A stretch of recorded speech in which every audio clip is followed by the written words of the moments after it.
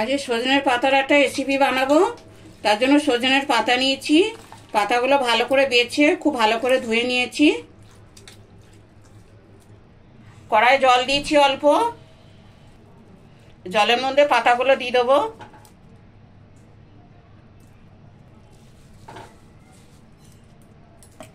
মধ্যে নুন দিচ্ছি, একটুখানি হলুদ দিলাম, একটুখানি খাওয়ার সোডা দিচ্ছি। শাকটা একটু সিদ্ধ করে নেব। সজনের পাতা একটু খসখসে হয়, সেই জন্য সোডা দিয়েছি। খুব ভালোভাবে সিদ্ধ হয়ে যাবে, নরম হয়ে যাবে।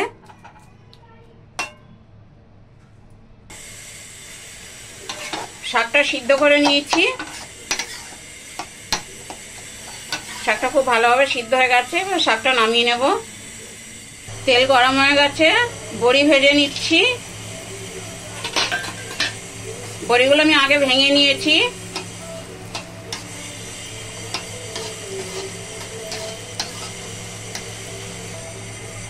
বড়িগুলো ভাজা হয়ে গেছে, এবার উঠিয়ে নেব বড়িগুলো।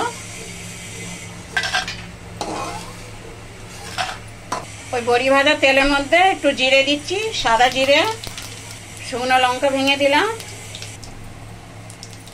এবার একটা আলু দিচ্ছি।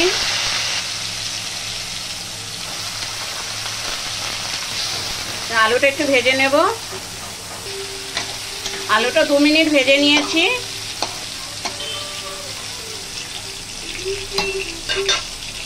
এবার ওই তেলের মধ্যে রসুন দিচ্ছি।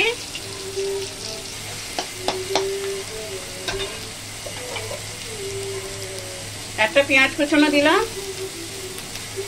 রসুন, পেঁয়াজ, আলু ভালো করে ভেজে নেব। কাঁচা লঙ্কা কুচনো দিচ্ছি। নুন দিচ্ছি, নুনটা কমিয়ে দেবো, শাকে নুন দিয়েছি। একটু হলুদ দিলাম, সামান্য একটু ধনের গুঁড়ো দিচ্ছি। এবার সবগুলো খুব ভালো করে ভেজে নেব। ভাজা ভাজা আলুটাও সিদ্ধ হয়ে যাবে।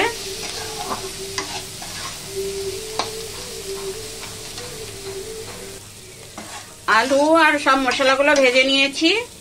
আলুটাও সিদ্ধ হয়ে গেছে।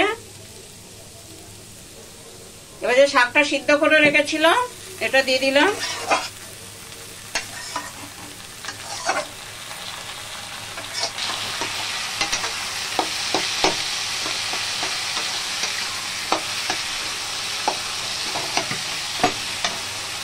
যে বড়িটা ভেজে রেখেছিলাম এটাও দিয়ে দিলাম।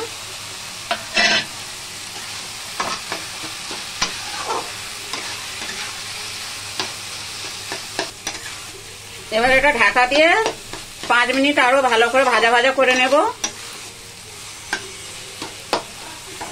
আমাদের সজনের পাতা আর আলু দিয়ে রেডি তরকারি।